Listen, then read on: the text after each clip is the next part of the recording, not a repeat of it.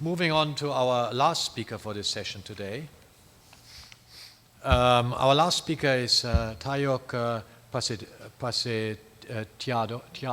Is that correct? He's from Indonesia. He's also the country representative for Indonesia for the CTBUH. And I had the pleasure to meet him over the last couple of days.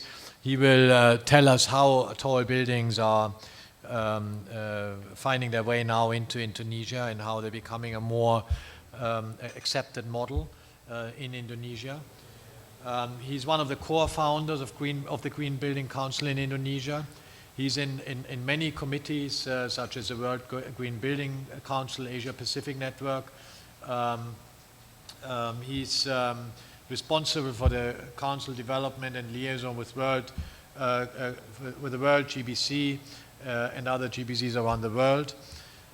He's a deputy chair of the International Relations and Green Building Council in Indonesia. He's a managing director of PDW, which are urban design and architectural consultants in Jakarta. He's also the country leader of the CTBUH, I just mentioned that. And he's a professional member of the IAI, the PIA, the IAP, and other organizations. So obviously very interested in green aspects. So I'm very much looking forward to your talk. Please welcome Tiyok.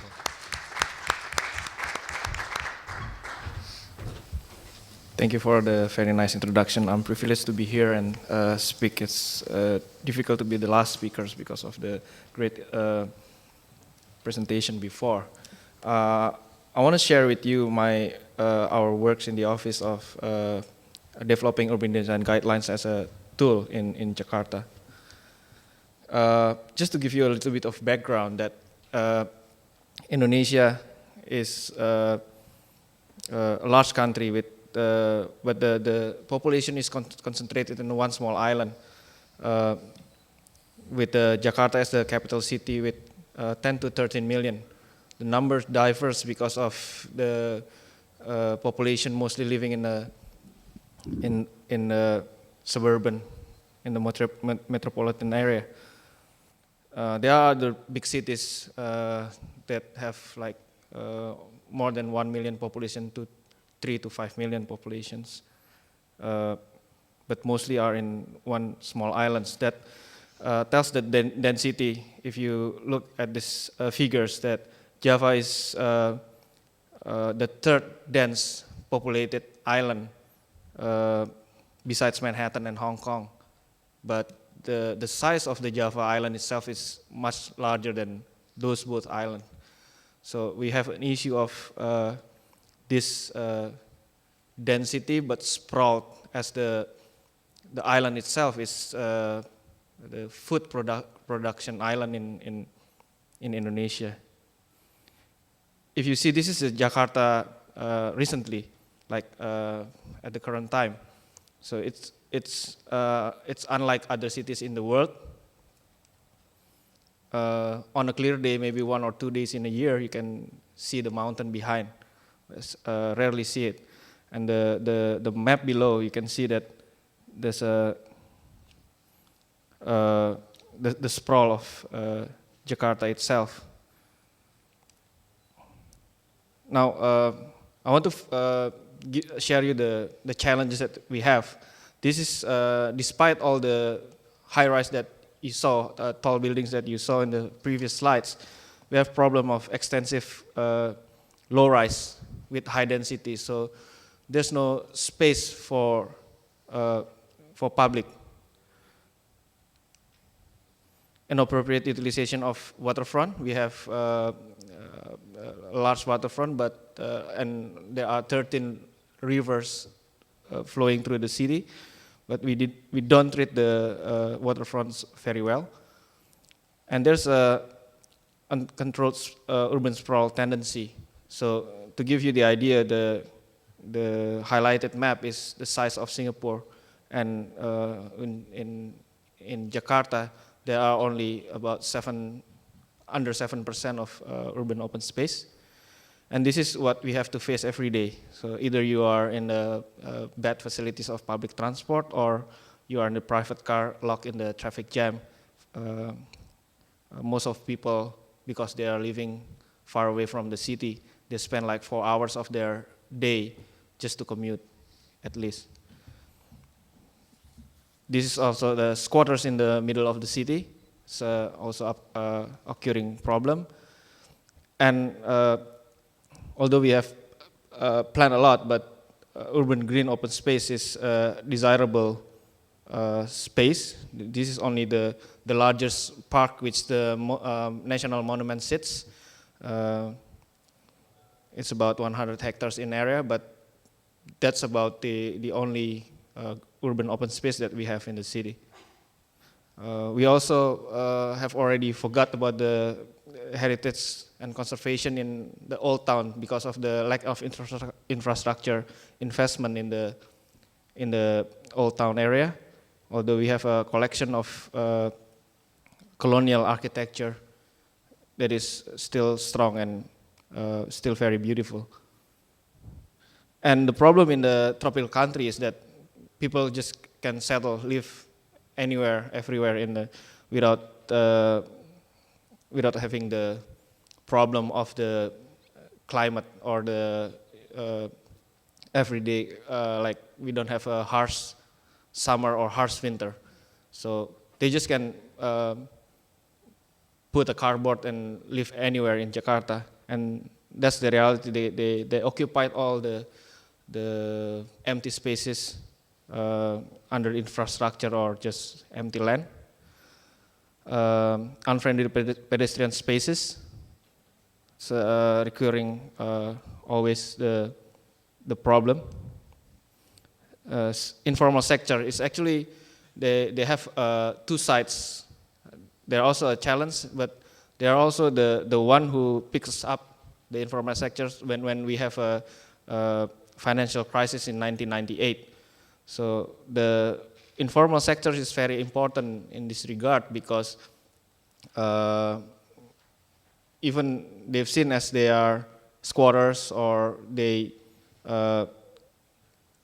live below standard. Actually, their income could be more than the average manager in Jakarta, and they bring back their income to the village. So there's also an opportunity there. So our principal in the office, Professor Daniswaro, said there's also the dilemma of dualism, that two different societies' economies seems to be in conflict but coexist. This is when we have rapid development, tall buildings, huge investment, foreign investors coming in, but still we see those informal sectors supporting the growth. This is what the everyday life we see, that all the commercial building needs this support, because not everybody can afford to eat in the restaurant inside of the tall building, but also the informal sectors support the lower rank manager, the driver, and the supporting staff of the businesses. And behind every this huge commercial development, there's still densely populated area by the river, by the main road. This is one of the main thoroughfare of Jakarta. So there's a huge contrast and development of high and low density coming together. Actually, the initial planning of Jakarta is initiated by our, this is after the colonial era, by our first president, who happens to be an architect by training. He designed a avenue that runs from this is old part of town, the Dutch colonial quarters, to the south, without having anything around it. So there's a north-south axis and east-west axis too. And that now it's become occupied by commercial buildings, tall buildings, all over the city. We also have facing a climate change problem. This is taken from one of the scientists in Indonesia, that at the moment the water level now is in 2020 it will encroach to the central part of Jakarta. Tanjung Priok is the main port, and this is, you can see that we will have the international airport drawn if we don't do anything in regards to climate change.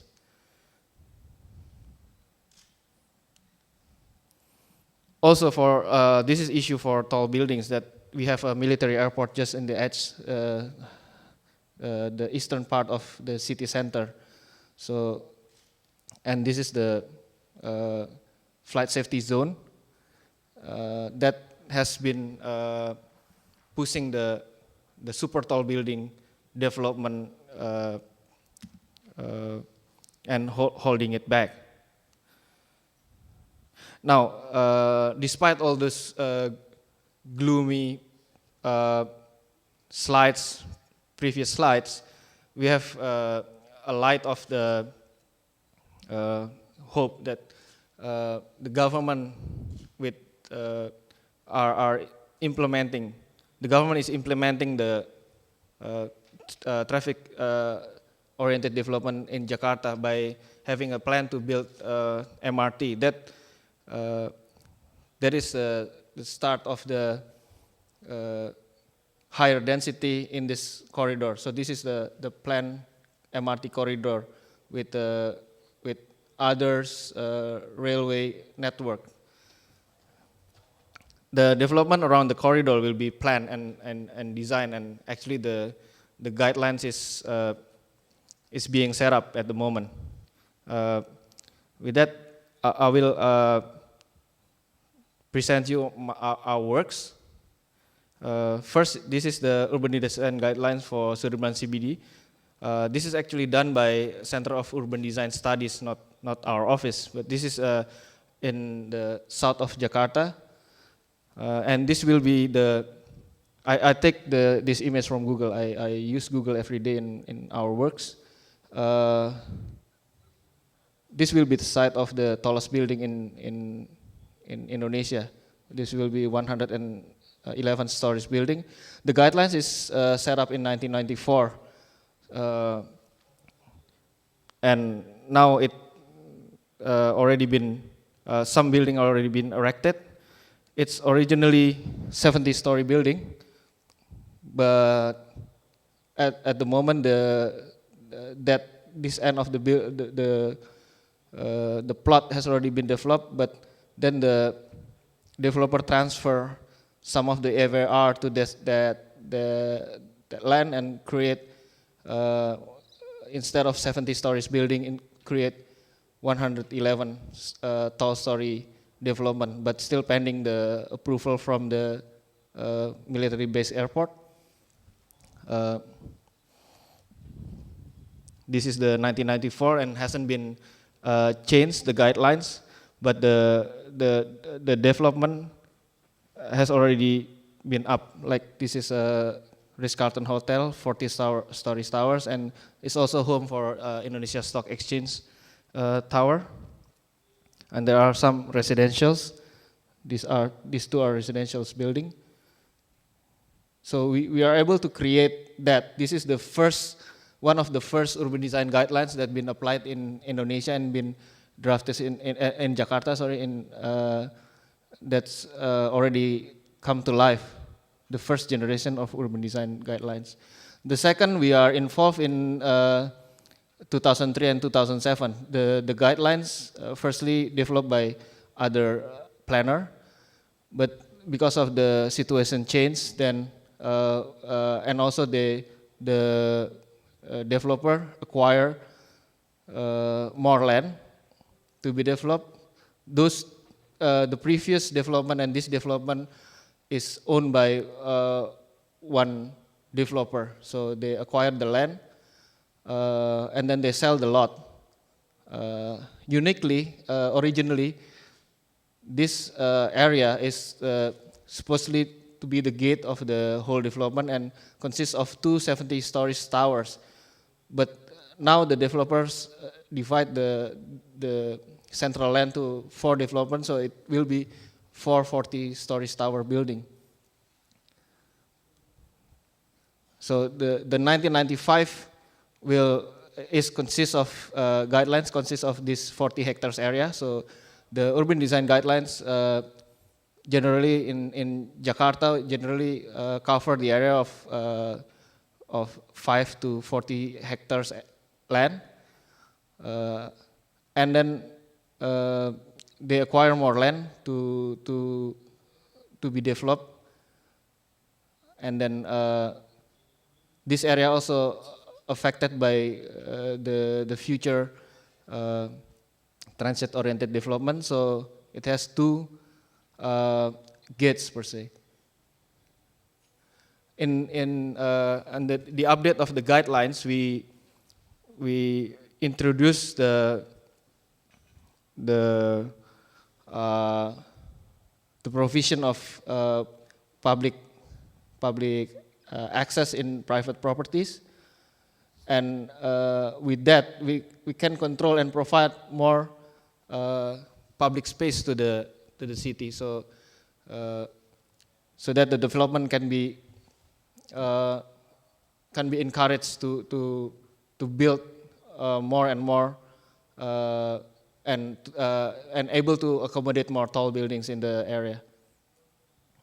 This is one of the it is in Indonesian, so because this is the uniqueness of the tool is that it becomes a government document, but it's commissioned by the private developer. So it's work together between public and private developers. And this is actually the vision of the development, which used to be like a small street that cannot accommodate the density or the future density of the development, and then we create something like we envision it that it's will be pedestrian friendly, more less use of cars.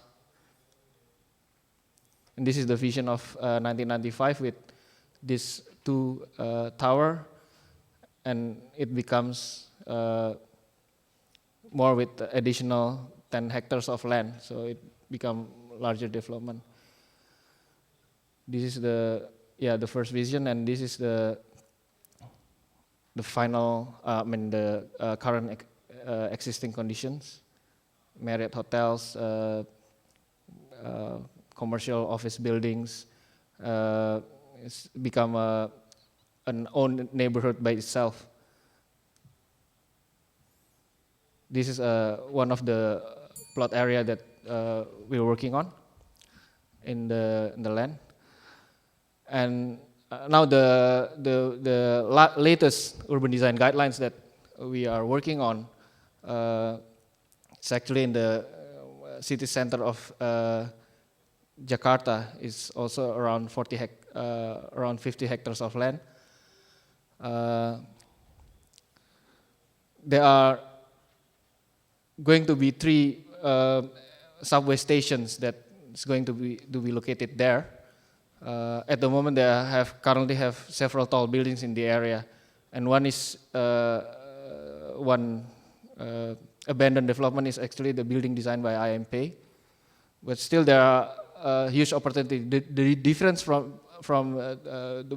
both previous 2 development is that this is not owned by one big developer, so there are still some there are a lot of private owned and also the public land.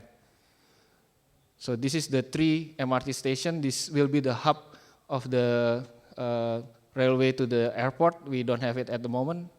And those are the areas around that are already have the urban design guidelines.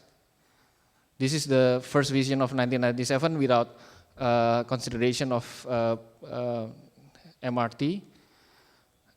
This is the problem, similar problem that we present at the moment, present previously.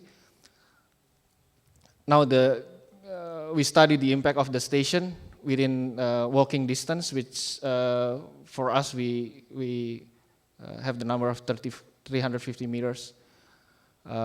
With that, we will by 2020 will be 400,000 people can be accommodated. By 2037 there will be 630,000 people, and this is actually done by other urban design studies that it will be accumulate 1.4 million GFA if the MRT is in operation. Now, the difference between those previous guidelines is that if they want to acquire more AVR, they have to do things that include sustainability strategies. So with that, you can increase the plot ratio by 0.2 in every principal features that the developers or every lot acquire. So this is we try to reconnect the city. This almost like an island, and this is the corridor, central corridor. But then we try to create a city block with urban amenities. This is the vision and also the block of land. And in the latest guidelines, that we also try to accommodate that informal sector into because of the opportunity to have MRT, and people will move around the land. Then we provide some spaces, plan or design spaces for that. And this is the vision of the development. This is the IMP proposal, and there will be more than 2 tall buildings in the area, like really the signature development. This is the part of the guidelines that we divide it into blocks, and there's a certain control on each block. And this one of the block actually we tested for 70 stories development with connection to the MRT. I think I already run out of my time. Thank you very much for the attention.